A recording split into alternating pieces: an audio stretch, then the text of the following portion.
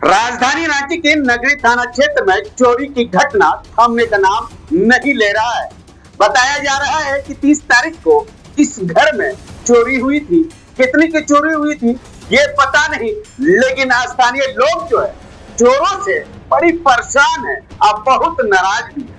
कई बार जो है नगरी थाना में जा जाके आवेदन दी गई थी, लेकिन जिस परिवार के लोगों के द्वारा कहा जा रहा है कि कोई सुनवाई और कुछ कार्रवाई नहीं की जा रही है। हमारे साथ जिनके घर में चोरी हुई थी, यही कहना चाहते हैं कि मेरे घर में कोई नहीं था और मेरे घर 20 लाख की संपत्ति को चोरी कर लिया है और चोर जो है से बाहर का नहीं है, बस इसमें रेंटर ही है जो चोरी कर लिया है मेरे घर में।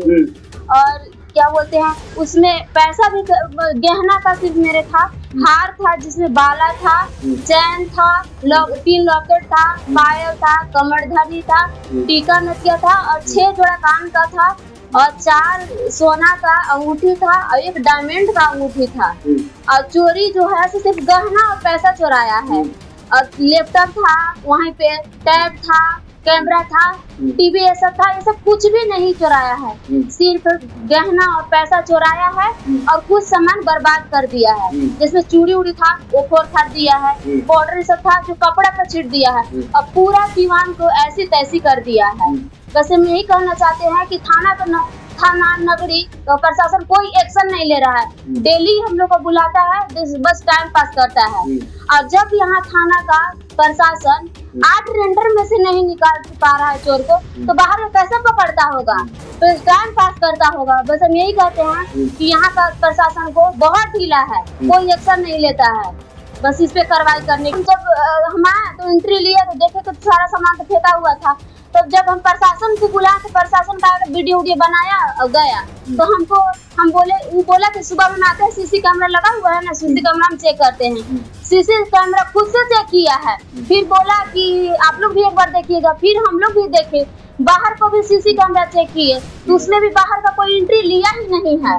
और फिर बोला कि मतलब कॉपी करके मांगा हम लोग से, तो कॉपी करके भी थाना में हम लोग दिए, तो मतलब प्रशासन कुछ नहीं बोला कि देखते हैं, बस इतना ही बोलता है कि देखते हैं, कोशिश में लगे हुए। अगर कोशिश करता थाना वाला, अगर प्रशासन में कोशिश करता तो ऐसा नहीं है कि नहीं मिलता। और ज्यादा दिन हुआ नहीं, अगर बाहर का आदमी लेता तो हम कहते कि मतलब नहीं हो पाता। लेकिन जब यहाँ का 8 रेंडर में से कोई लिया है तो प्रशासन नहीं ढूंढ रहा है। कौन सा ऐसा प्रशासन इन लोग को बना दिया है, कोई एक्शन ही नहीं लेता है। कब हुई थी चोरी? बस 30 तारीख को रात में हुआ है और 8:30 बजे हम गए, उसके बाद ही हुआ है। 1 तारीख को आए हैं तो देखे हैं तो मेरे घर में ऐसा घटना हुआ है। स्टार्टिंग में तो बहुत जोर दिखाया थी, उसके बाद उनका स्टेटमेंट में बदला सा लग रहा है और बहुत स्लो हो गया। 30 तारीख को हुआ है, आज हो गया 7 तारीख, इतने दिन कोई भी अपडेट नहीं हुआ। सिर्फ खाना पूर्ति कराया गया है बस उनसे, ये आके चेक किया, फिर दूसरा स्पॉट लाए और कहा कि फिर बस खाना पूर्ति हुआ, कोई भी अपडेट नहीं हुआ। आप ये सोचिए 8 आदमी में इतना सीमित है, अगर चोर को नहीं निकाल सकते हैं इतने बड़े कुरमा में कैसे निकालेंगे वो। अच्छा, डॉग स्क्वाड आया था, तो डॉग स्क्वाड के द्वारा क्या कुछ देखने को मिला? वो हम जब पूछे उनसे सीआईडी वाले से, तो आपको मैं नहीं बता सकता, मैं अपने इंचार्ज को रिपोर्ट दूंगा।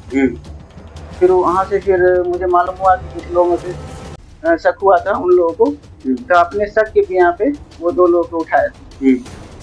फिर उसके बाद कोई कार्रवाई नहीं है, 1 दिन में छूट गया वो।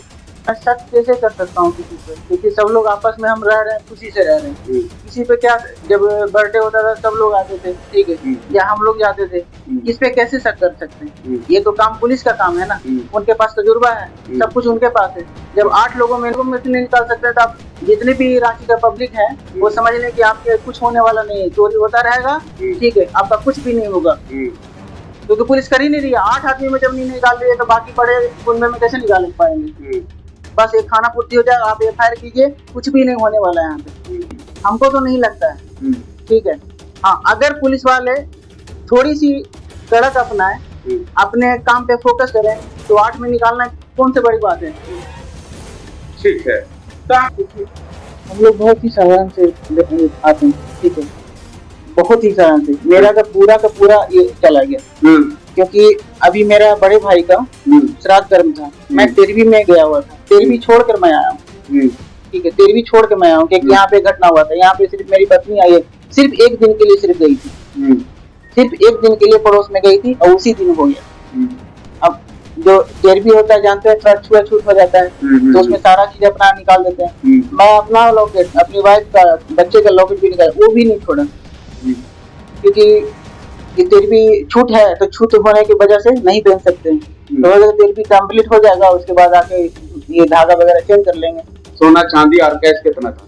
करीब अगर सारे चीजें तो अगर मोटा मोटी एक अमूमन 20 के आसपास, 20 लाख के आसपास। कैश कितना?